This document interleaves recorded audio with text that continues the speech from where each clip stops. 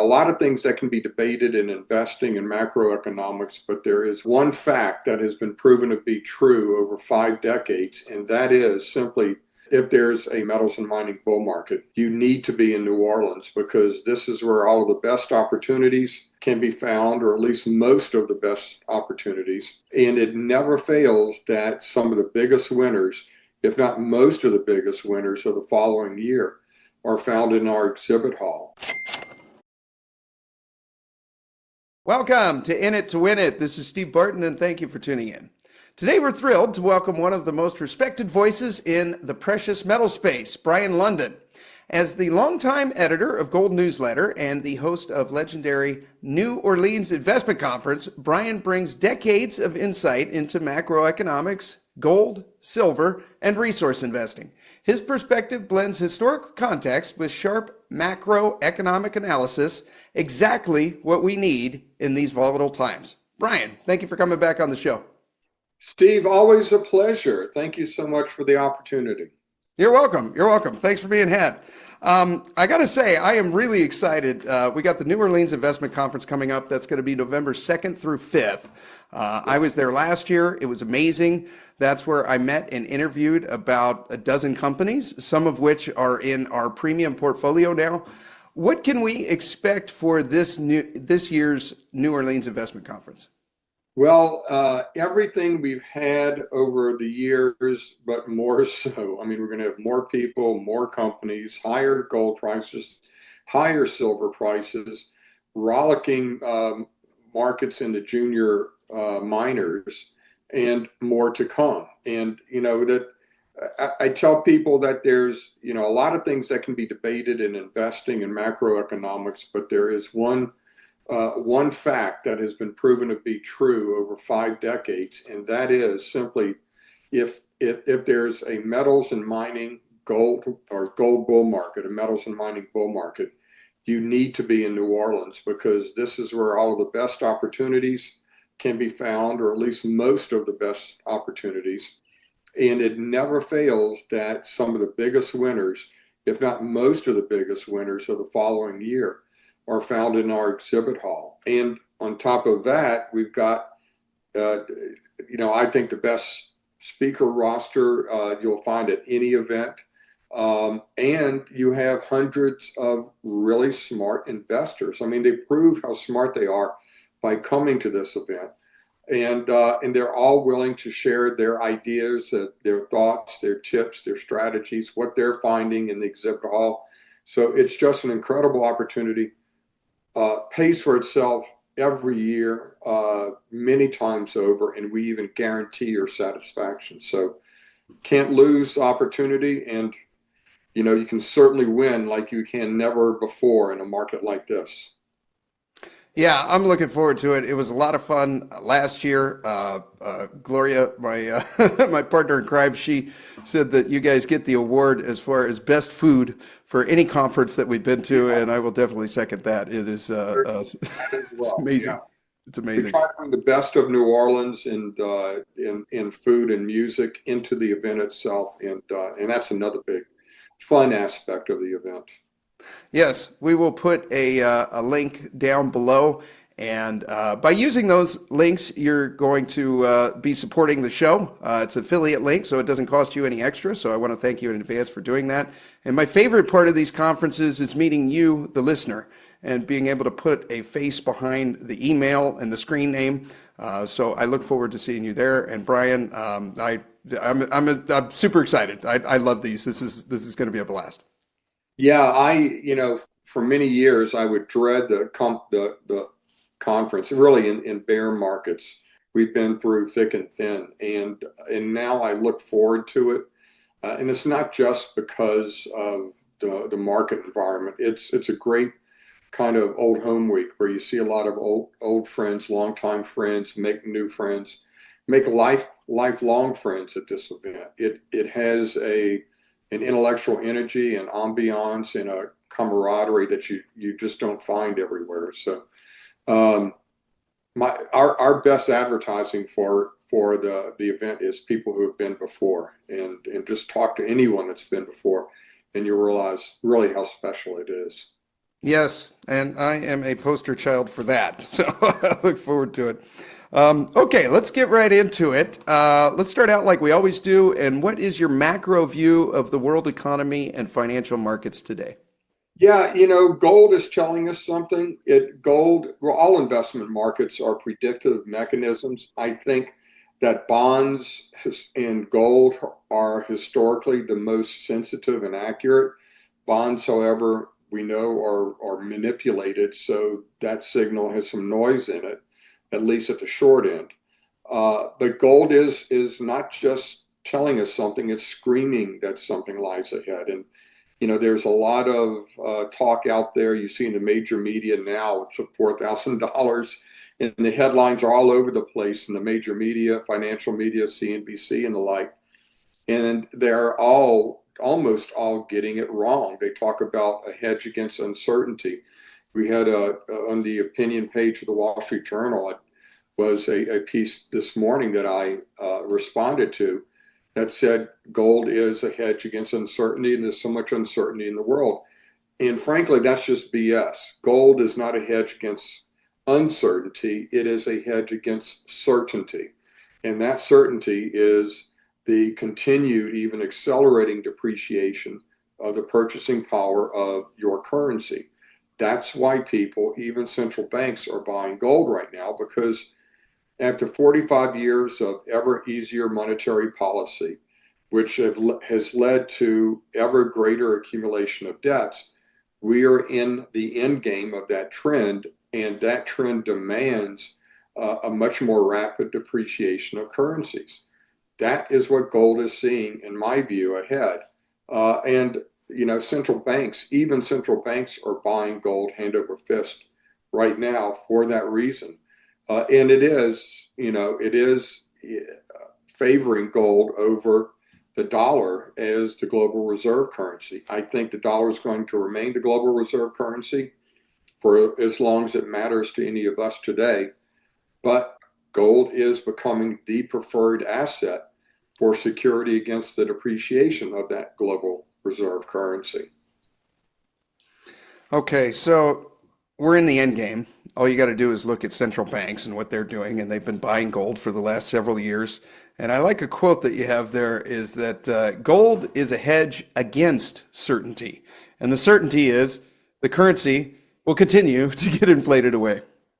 Yeah, absolutely. I mean, every dollar, it's not that the question isn't whether you can afford to buy gold at these prices, it's whether you can afford not to. Because if you had the choice of, let's say you have $1,000 in your bank account and you have the choice between putting it in gold or leaving it in your bank account, in 5 years, what do you think is going to be worth more? Those dollars in terms of purchasing power or gold? And over long sweeps of history, we've seen that gold always protects against the depreciation of currencies. It's not even, in the history of America, it's in the history of mankind throughout millennia.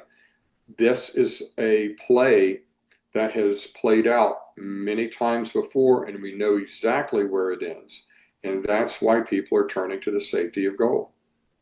Yeah, I had a friend who asked me about this a couple of years ago, and he got caught up in trying to catch a little $25 move in gold. He sold a house and had a bunch of cash, and I Yeah. suggested that he put some of it into gold. And anyways, it was around 1825, and he got caught up trying to catch it at 1800, and now here we are today, over 4,000, and he's still got the same cash in the bank, Yeah. earning no interest. It's kind of There are sad. two reasons to own gold: insurance and investment. And investment really only when it's in one of these catch-up periods, and you can leverage it through, silver mining stocks and the like, which I think are tremendous opportunities right now for the investment case. But insurance is never a bad time. Yeah, yeah. Yep. Okay, listener question. Morin wants to know what's your opinion on what part of gold to own? He's saying hard assets, mining stocks, exploration stocks. What do you think?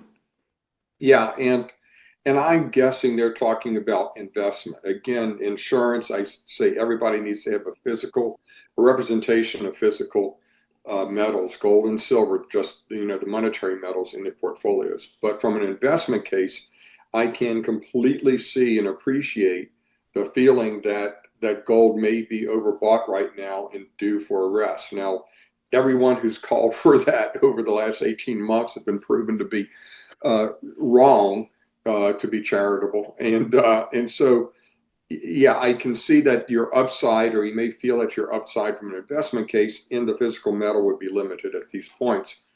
At this point, however, this is a unique gold bull market like nothing we've seen before, in that it has been led and driven by central bank buying. Central banks don't buy silver, they don't buy mining stocks, and therefore those historic levers to the gold price have actually lagged. Instead of leaders, they've been laggards, and that's an opportunity because the hard part's done.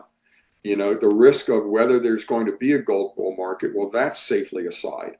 So now we know that, and we can have confidence in that, but we can still buy these levered investments at historically low levels. Silver still historically low on an inflation adjusted basis. Mining stocks, majors are still at historically low levels on a price to earnings basis, because even though they've doubled and tripled in price, their earnings have accelerated at an even greater rate. So, mining stocks are undervalued, even in the juniors by many measures. They're still either undervalued or at long-term norms. So I would say that for a mix for investment, you focus on silver mining stocks, junior mining stocks, and really across the spectrum of mining equities. Okay, so you see a case for all three: hard assets, mining, and exploration, and in Yeah. some cases, don't get caught up in the parabolic chart, do the valuations, and realize that they still have some catch up to play. Yeah, yeah, and these markets, these levered markets, are driven by human emotion, not like gold itself driven by central banks, programmatic buying. So there will be ebbs and flows and real corrections in mining stocks and silver, and those will be opportunities. But you can't wait for a pullback. You need to make sure you're positioned now, because over the longer term, they're going up. Okay, okay. And I'm going to share my screen here for the next question is from SB. He says, what do you think is different about the gold and silver bull market this time compared to 2011 or 2020, when we had lockdowns, deficits, inflation, and war filling the news? And here is the gold chart. I put a couple of arrows around the points that he's talking about. So here is around 2011 or so. Here's around 2020. Go ahead and pontificate on this chart for a moment. Yeah, I will pontificate. They are one of the things you can see is that each of those bull markets were driven by crises that's previous to 2008 crisis and obviously COVID. But you'll also see that gold rose in advance. Again, it's a predictive mechanism. It was predicting something to come. Now you look at the magnitude of this move, which is very clear. It is similar to the 2000s and even more so. So gold again is telling us that something lies ahead.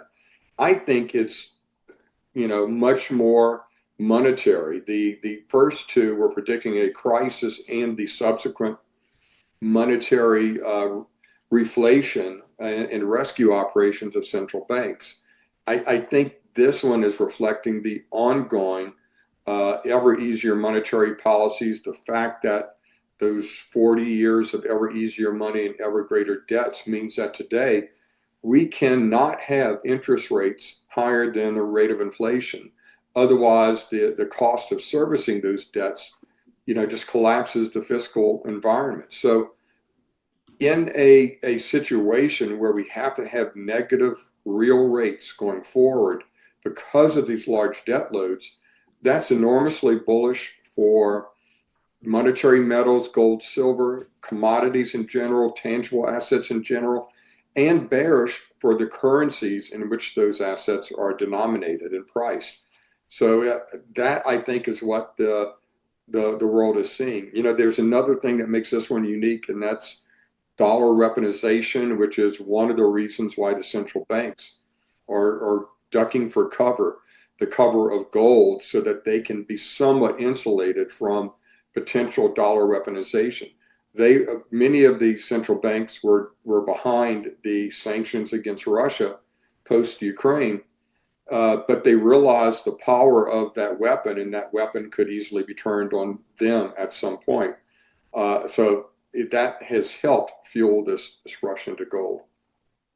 Yeah, that's a really good point. Here's the U.S. 10-year Treasury, which is, at least in my mind, the benchmark for the cost of money. It's sitting at 4.13%. So basically, investors have to ask themselves, is is this going to pay me more than inflation is going to cost me? And I think no one thinks that the inflation rate is lower than 4.1%. So as Yeah, long as that's the case, the bet is gold. and that's also the battleground between the Fed and the inflation hawks and the bond vigilantes, whether they can, the bond vigilantes are going to look at the fiscal situation and they're going to demand higher rates, and the Fed's going to be pushing those rates down or trying to, with not much leverage being at the long end there. So where is the 10-year headed on a rate basis, higher or lower? Who's going to win that battle? Regardless, either outcome is beneficial and bullish for gold. Yeah, that's a good point. Well, we got the stock charts up here. Let's take a look at silver here. We are shooting the moon. I'm going to go back here. So this spike over here is the 1980 spike up. This one, it doesn't show it on the chart, but it got up to about $50 intraday, and then just had this huge bear period until 2011 where it spiked up. And today we're just about up there again, sitting right around $49. Give us some macro thoughts here on silver. Yeah, I mean, I've been saying for a while, and it's not really brilliant analysis. It's been pretty obvious that silver has a crosshairs on $50 and is heading there. Now that potential gain as it hits 50 is not that great, so investors have to look at it from a fiscal standpoint and say what after 50. I there's a good case to be made it's going to get to 49.95 and drop. There's a good case it's going to get to 50 on the nose and drop. There's a good case I've seen from some technical analysts that it's going to get to 52, get a bit of a buffer, and pause for a while. But I think that silver itself is, on an inflation adjusted basis, should be 150, 200, more like $200 now. And it's probably headed there over time. It will do that because it's always done that in a gold bull market, according to historical gold silver ratios. So I think it's a great long-term investment. I don't know short term if the metal itself, from an investment standpoint, has quite the allure that it did, when it broke through $35. I think that silver miners, silver juniors, are the way to get leverage on silver at this point in time. Okay, here's the SILJ. So this is kind of an easy, I say beta, but maybe that's the wrong word when I'm describing SILJ. But if you're going to play a beta play on junior silver miners, this is probably, like air quotes, the safest way to do it. What do you think of this chart? Yeah, I think it's going higher. Of course, it is more volatile. Again, these are markets that behave according to standard dynamics because they're driven by investor emotions. So there will be a pullback. I think that most everyone watching this has already gotten positioned and is looking, and their question is not to buy, but whether to sell. And it's never a bad idea to take profits off the table. And I would take enough money off the table at these levels to allow you to sleep well at night. We know how, the stress of a bear market, we know the stress of a bull market. Seems like there's no relief for us in this sector, but it's never a bad time to take profits. this may be for some people the time to do that. But again, over the longer term, I think we're going much higher across the board, gold, silver, and the mining equities. Okay. Yeah, I've been basically saying to take a quote out of Rick's book is to move past the point of concern, take enough off of the table to where your position is now free and you're riding on the house's money. Yeah, absolutely. And you can look. That means a lot of different things. It means things different mathematically. It doesn't mean automatically selling at a double so you ride for free because you still got to pay taxes on those gains. Really riding for free means that it essentially has to triple before you actually have that free ride. It means when you get to certain levels or along the way, you constantly re-examine each stock, each position in your portfolio and see, as Rick also stresses, if your reasons for buying are still relevant and perhaps new reasons have cropped up. But analyze the investment case constantly. And at some point, when the upside is limited or that investment case is not proven out or seems unlikely to, drop it like a hot potato. There's always another bus coming. Yeah, yeah, good point. Okay, what mistakes do you see retail investors making in the precious metals sector, especially now? Well, again, investors, I think if they're, I have a friend that was that is in the coin and bullion industry, and he had a client that had bought a big gold position, and around $2,000 or so, and brought those physical metals in to sell. And because he said, "Wow, I've made enough profit," and I said that person bought for the wrong reasons. If that's what they were looking to, they should have bought GLD. They should have played futures and options, long term, leaps or whatever, and they should not have bought the physical metal. Physical metal is for insurance. The paper representations, the levered sectors are for investment. So, there are valid reasons to sell physical metals right now if you're looking at it for inheritance reasons, if you want to leave something for your kids.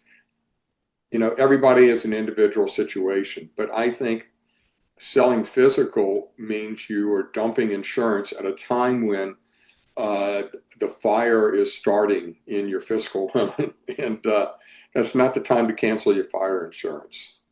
Okay, okay. Understand the bet that you placed and where it fits in the portfolio, and physical bullion is an insurance play, not Yes, a try to make money play. not a speculation, not a bet. It's insurance. Yeah, okay. Well said, well said.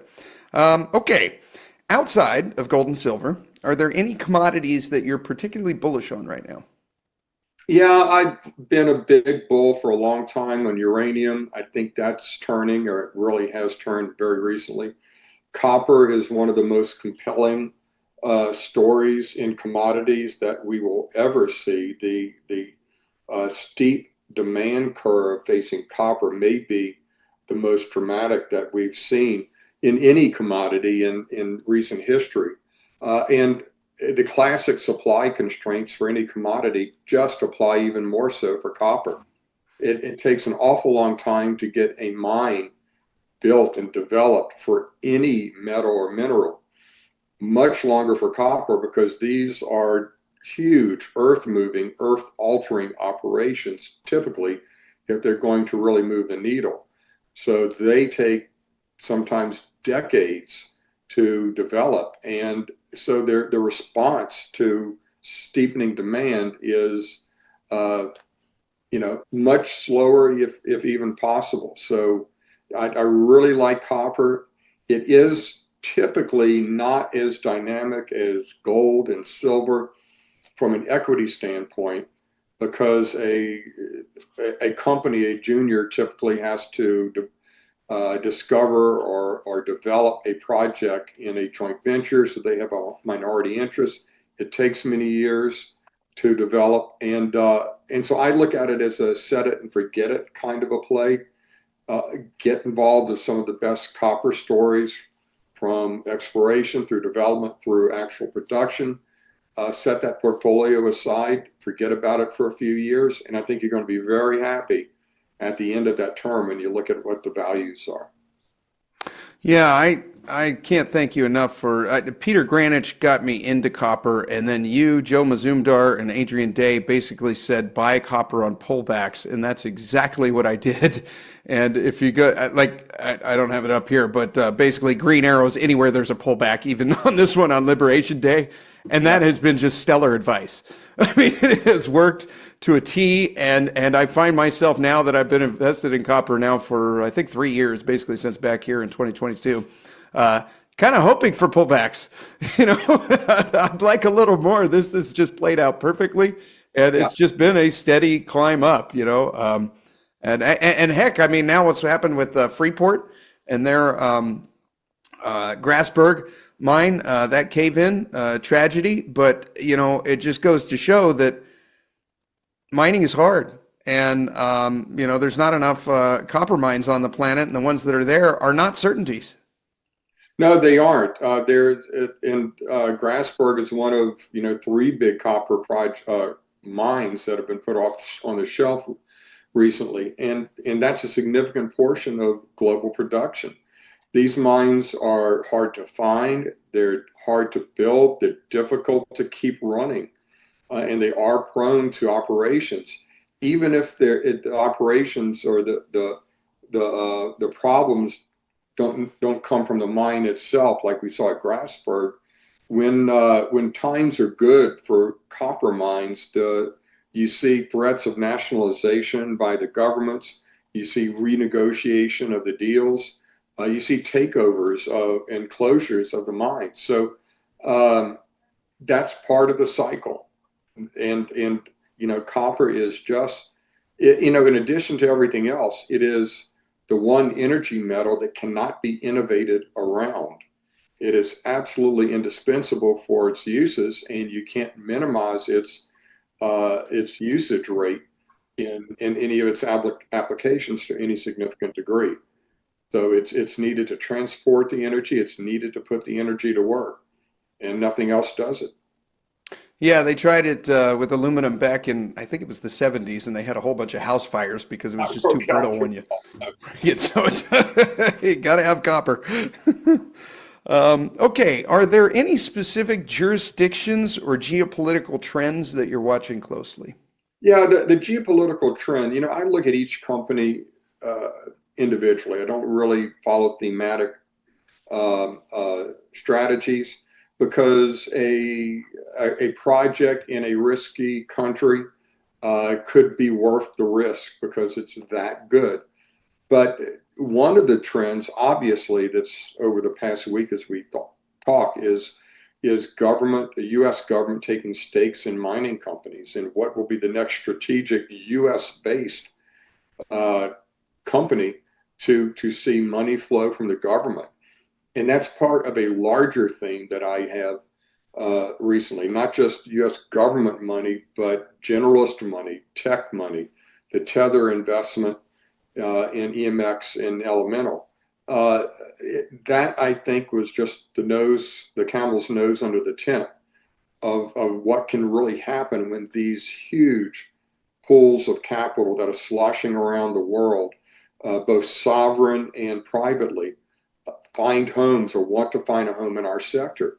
We look at $500 million, even $1 billion capex expenses for mines as being huge and really, until recently, insurmountable. Those are easy checks to write by the kinds of money, by the sources of money that are coming into the sector now. So if you could acquire a strategic project or even an entire area play, like the Tugodon, play in BC, $1 billion could buy that play.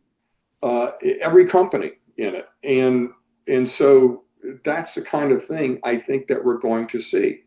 We are going to be just standing in awe at the kind of money that can and likely will be coming into the sector.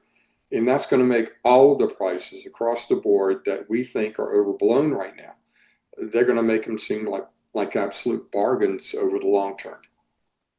Yeah, here's a recent example of what happens when the government writes a check. This is MP Materials, and it went basically doubled in a couple of days. And there's probably more of that coming with the administration that we got, and you know how. Energy metals, what did it do? Tripled in price, and that's just a sign of what happens. Yeah, What I think. yeah, yep.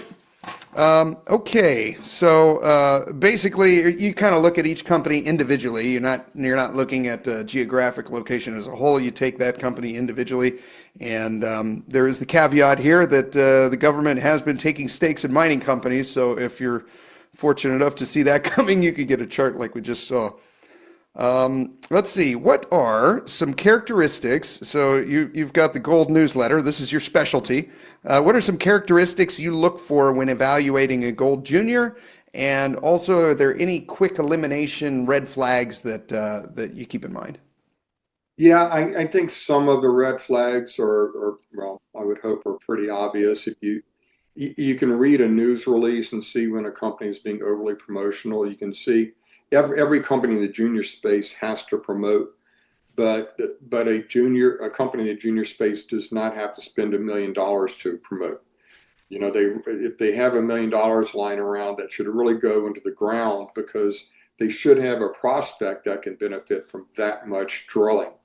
Management teams that's well known as one of the attributes you should really look at. It is not a fail safe. Bad things happen to good people.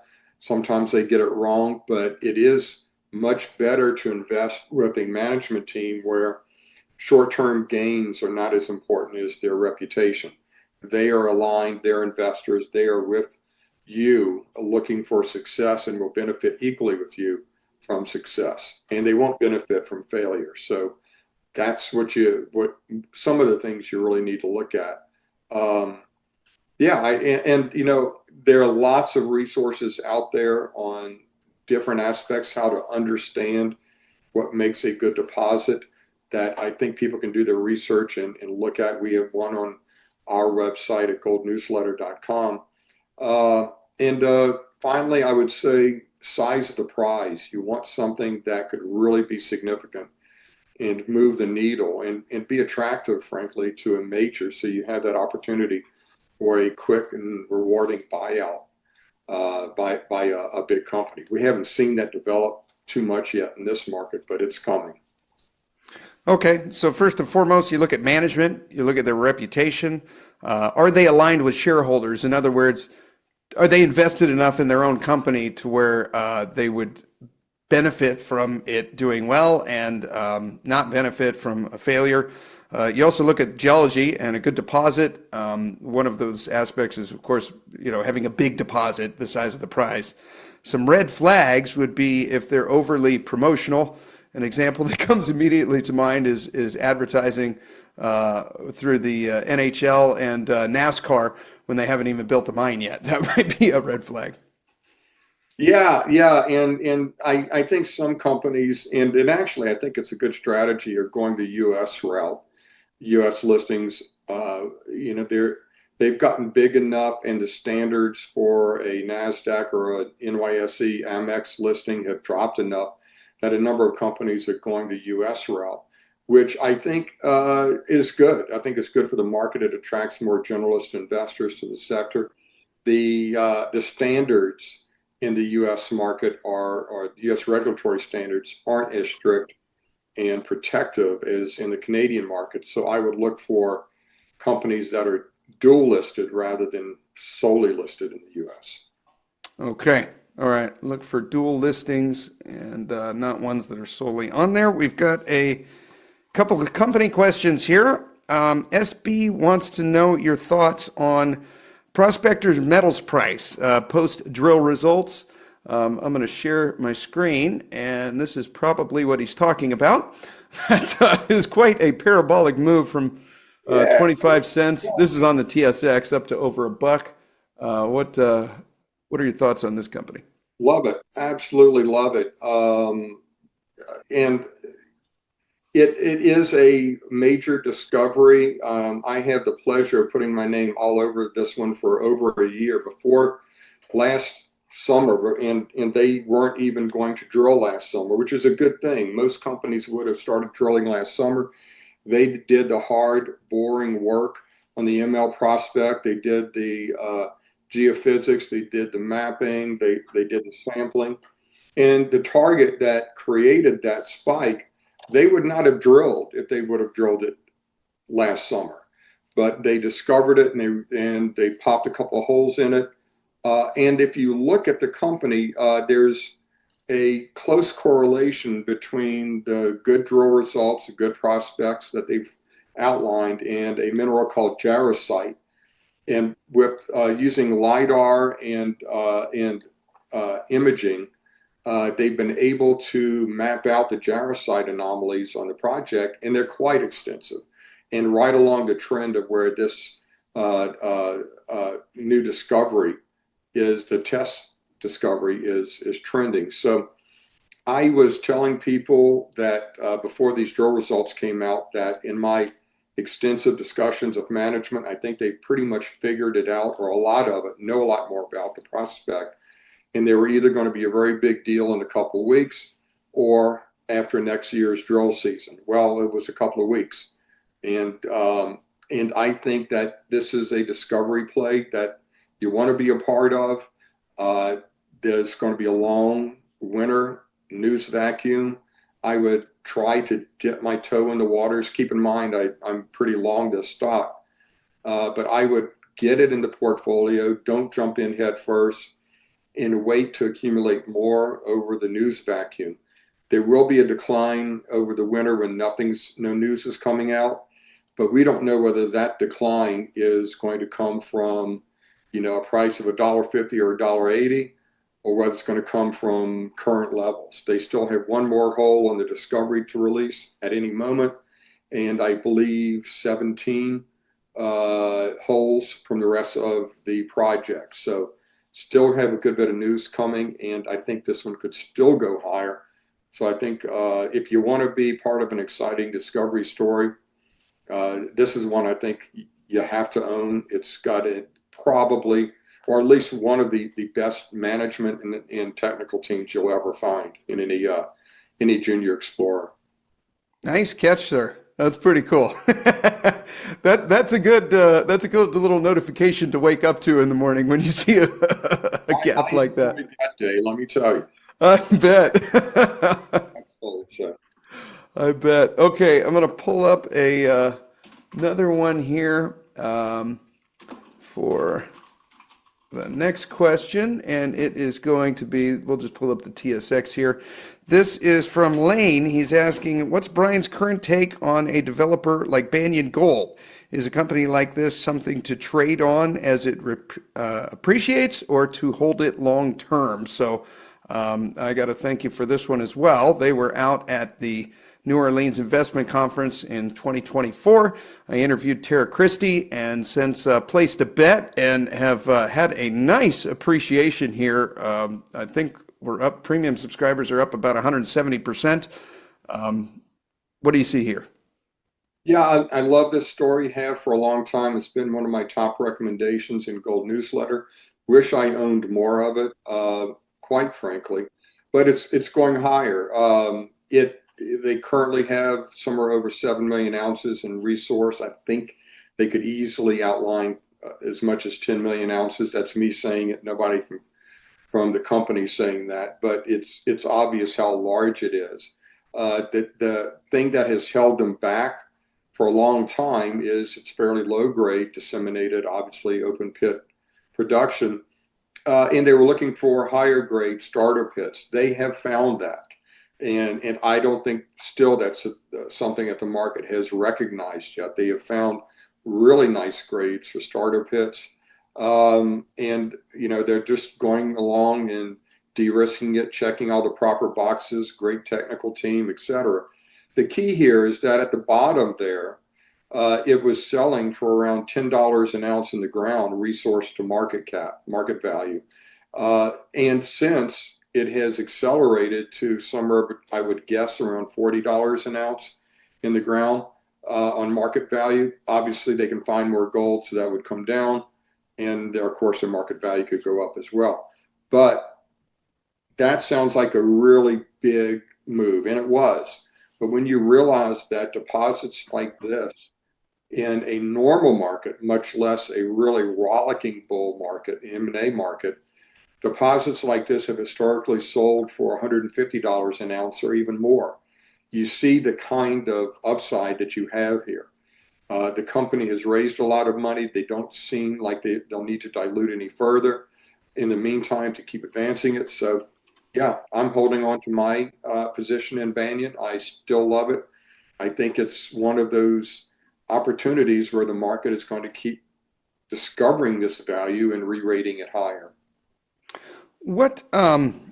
Yeah, so I saw the same thing, that they basically found their starter pit, which was the giant question mark and why it was only 10 bucks in the ground. What do you see happening up in the Yukon there with the neighboring mines? I'm thinking Victoria. Do you think some major comes along and they're going to combine the two? What are your thoughts on that? Yeah, something's going to happen with Victoria. It's still a great, the Eagle Mine is still going to be a great project. But that, frankly, was one of the reasons why Banyan was selling so cheaply, because of the familial relations with Victoria in Banyan, and the fact that Victoria had a big equity position in Banyan. That has since been resolved through the receivership for Victoria. I do think that somebody's going to develop or come in and save the Eagle Mine or rehabilitate it, recover it. I don't know that that's going to happen in association with Banyan. I don't know that the synergies would work there. But it's interesting. The Yukon in general has erupted into yet another Yukon gold rush. We were on the forefront of the first one around 2010 or thereabouts, from Underworld Resources and Kaminak, two big discoveries, two big successes in the area. And what's interesting is that Banyan, Snowline, and the like are intrusion-related gold systems where they haven't really found the intrusions. So they're finding the disseminated mineralization, but they haven't found the engines that have really driven that, the intrusions that have deposited that. Prospector, interestingly, is the opposite. They found the intrusions, and may be the only discovery in the area that where the intrusions have actually been confirmed and discovered. So there's plenty of excitement and interest in my mind still in the Yukon as this whole new concept continues to develop. Okay, why do you think they may not develop Victoria and Banyan at the same time? Are they just too far away, or is... I'm not sure. I would have to look at that, frankly. I know they're not that far away, but I'm not sure if they're close enough or there are other synergies to develop them together. It may be. I just frankly don't know. Okay. All right. Oh, this is a good one. For people that are just waking up, I'm getting a lot of questions from new subscribers, new listeners, that have just come into the gold and silver space.